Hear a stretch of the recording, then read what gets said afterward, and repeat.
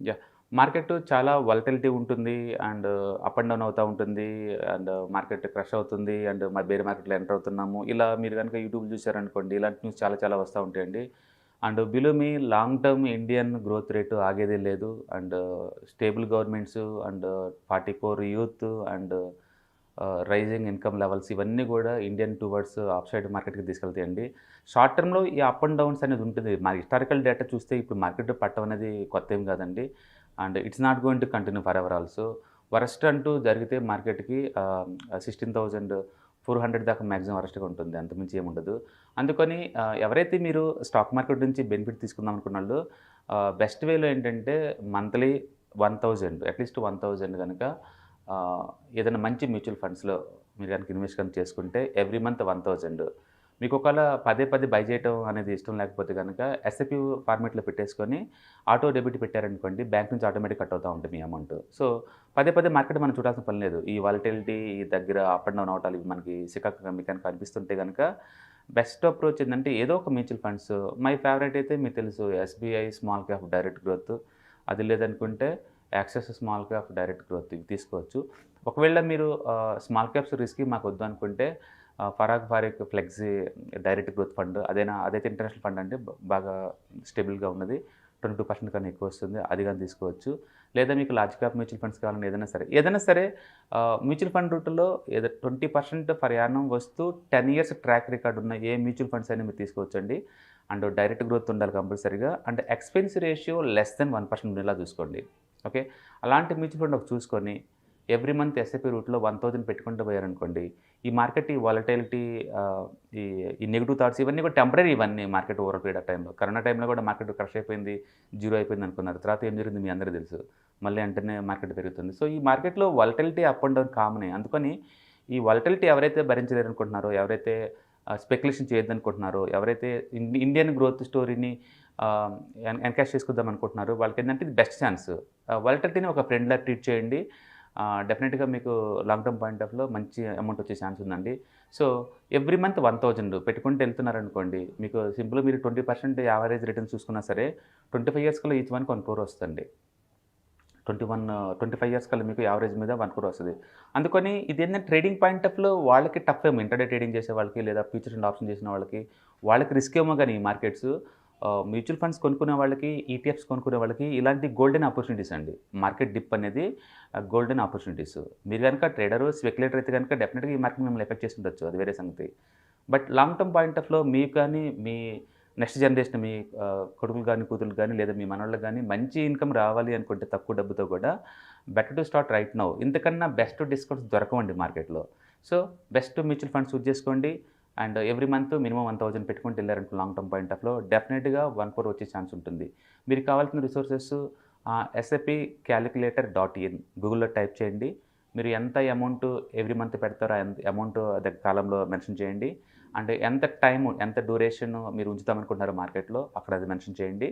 And rate of return ఎంత expect చేస్తున్నారో అక్కడ మెన్షన్ చేయండి. బేసికల్‌గా మీరు రేట్ ఆఫ్ రిటర్న్ ఎక్స్‌పెక్ట్ చేసేటప్పుడు హిస్టారికల్ డేటా చూసుకోవడం బెటర్ అనమాట. మీరు గనుక value research online dot com ఆ పోర్టల్ గనుక ఎళ్లారనుకోండి, వాళ్ళు స్టార్ రేటింగ్ ఇస్తారు బెస్ట్ మ్యూచువల్ ఫండ్స్‌కి. మీకు అక్కడ అర్థమవుతుంది యావరేజ్ మీద ఎంత రావచ్చు అనేది. ఓకే. బేసికల్‌గా ఇండియన్ మంచి మ్యూచువల్ ఫండ్స్ ఏ కేటగిరీలో తీసుకున్నా సరే యావరేజ్‌గా మీకు 20% వస్తాయండి. గత 10 ఇయర్స్ డేటా గురించి నేను మాట్లాడుతున్నాను. And even though past guarantee కాదు ఫ్యూచర్‌కి. బట్ అది ఫండ్ మేనేజర్ ఎబిలిటీ చెప్తుంది మీకు. డెఫినిట్‌గా లాంగ్ టర్మ్ పాయింట్ ఆఫ్‌లో 20 అయితే మీకు వస్తుంది. మీరు చేయాల్సిందల్లా ఏందంటే మార్కెట్ డౌన్ ట్రెండ్‌లో ఉన్నప్పుడు బయటకి పోకుండా ఉంటాం. అండ్ ఓన్లీ బుల్ మార్కెట్‌లోనే బయటకి పోయేలాగా ప్లాన్ చేసుకునేలాగా ఉంటది మీకు లాంగ్ టర్మ్‌లో 1 క్రోర్ వచ్చే ఛాన్స్ ఉందండి. సో, మంత్లీ 1,000 మీకు అక్కడ పోయేది కూడా ఏం లేదు.